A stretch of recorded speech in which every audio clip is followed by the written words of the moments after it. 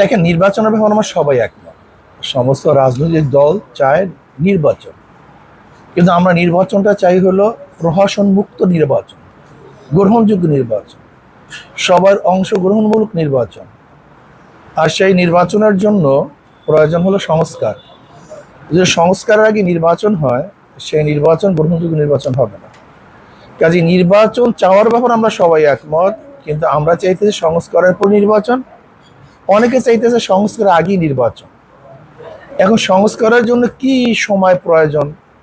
আমরা মনে করি যৌক্তিক সময়ের মধ্যে সংস্কার করার ভিত্তিতে নির্বাচন দেওয়া উচিত।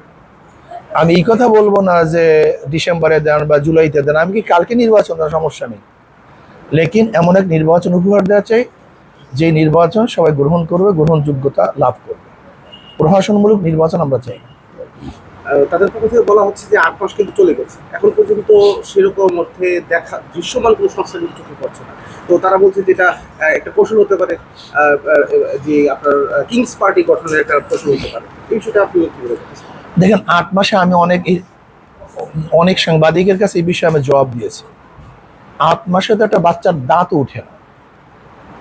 সংসদের এবং মানে মন্ত্রণালয়ের সচিবালয়ের অলিগুলি চিনতেও তো 8 মাস সময় লাগে। এর মধ্যে যুদ্ধ বিধ্বস্ত এক এলাকা, যুদ্ধ বিধ্বস্ত এক দেশ, ফেসিবাদের সমস্ত প্রশাসনগুলি সাজানো, সেই অবস্থায় তো দুর্ভিক্ষ হওয়ার কথা ছিল। কিন্তু দুর্ভিক্ষ তো দূরের কথা, আমাদের অর্থনৈতিক ডেভেলপ হচ্ছে, স্থিতিশীলতা বাড়ছে, আমাদের কারেন্সি বাড়ছে, রিজার্ভ বাড়ছে, দেশের মোটামুটি দ্রব্যমূল্যের, নিত্য প্রয়োজন দ্রব্যমূল্যের দাম আলহামদুলিল্লাহ নিয়ন্ত্রণে আছে। এগুলি তো বিশাল ব্যাপার স্যাপার। এরপরে আমরা দেখতেছি প্রশাসন আমাদের যে দুর্বলতা ছিল সেটা কেটে কেটে যাচ্ছে। ইনশাল্লাহ আশা করি যে স্বল্প টাইমের মধ্যে তারা একটা সুন্দর সংস্কারের ভিত্তিতে গ্রহণযোগ্য নির্বাচন উপহার দিতে পারবে। আওয়ামী লীগ নিষিদ্ধ দাবিতে কৃষি সংগঠনের একটা ঐক্যমঞ্চ হয়েছে, আমি জানি। ইসলামী আন্দোলনের এই ক্ষেত্রে কি? এই ব্যাপারে আমরা স্পষ্ট বলেছি যে দেখেন, যে আজকে আওয়ামী লীগ, কালকে অমুক, কালকে তমুক, এরকম না, বরং আমরা কিছু আইন করা চাই। যে আইনের মধ্যে যারা পড়বে তারাই বাদ পড়বে। যাদের মধ্যে দুর্নীতিবাজ আছে, চোর আছে, ডাকাত আছে, ধর্ষক আছে, গণহত্যাকারী যেই দল করে, যেই দলের মধ্যে চাঁদাবাজ আছে, এরকম দলের মধ্যে যেই থাকবে, এই কাজগুলি যেই দলই করবে, তারাই নির্বাচন অংশগ্রহণ করতে অযোগ্য হিসেবে প্রমাণিত হবে। এখন যদি আওয়ামী লীগ হয় সেও বাদ, যদি আমিও হই আমিও বাদ।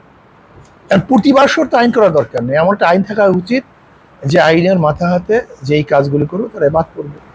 সেটা কি যদি আওয়ামী লীগ গণহত্যা করে এবং প্রমাণিত হয়, সে বাদ পড়বে।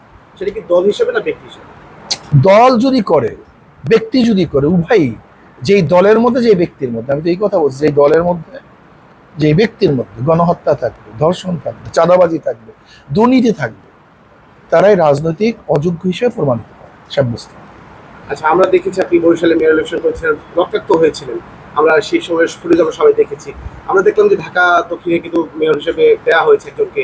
আপনি একটি পিটিশন করেছিলেন, এটা আসলে সবশেষ কি অবস্থায় আছে? এবং নিম্ন আদালত আমরা সময় মতো 1 মাসের মধ্যে পিটিশন করতে ব্যর্থ হওয়ার কারণে তারা খারিজ করেছে। এখন আমরা উচ্চ আদালতে যাব, দেখি কি হয়। সরকার যদি ভালো মনে করে তাহলে হবে, আর সরকার যদি, বর্তমান অন্তর্বর্তী সরকার যদি ভালো মনে না করে তাহলে এটা হবে না। এটা সম্পূর্ণ সরকারের আন্তরিকতার উপর নির্ভর করবে। যদি সরকার আন্তরিক হয় তাহলে অবশ্যই জনগণের পক্ষে রায় আসবে, আর সরকার যদি আন্তরিক না হয় তাহলে জনগণের বিপক্ষে রায় চলে যাবে। আজকে আমরা দেখলাম যে ইসলামী আন্দোলন বাংলাদেশ এবং ইসলামী ঐক্যজোটের একটি সভা হয়েছে, যৌথ সভা। এই সভা সম্পর্কে যদি কিছু বলবেন। তো আমরা তো আগেই বলেছি, ইসলাম দেশ মানবতার কল্যাণে যে কোনো দল, যে পার্টি হোক না কেন, যে ব্যক্তি হোক না কেন, ইসলাম দেশ মানবতার কল্যাণে যদি তারা ঐক্যবদ্ধ হয়, আমরা তাদের সাথে ঐক্যবদ্ধভাবে নির্বাচন করব। এবং আমরা চাইতেছি যে কমপক্ষে আগামী নির্বাচনে ইসলামের পক্ষে একটা বাক্স দেওয়ার জন্য। এর জন্য আমরা চেষ্টা করছি, আশা করি ইনশাল্লাহ সাকসেস হবে। ধন্যবাদ।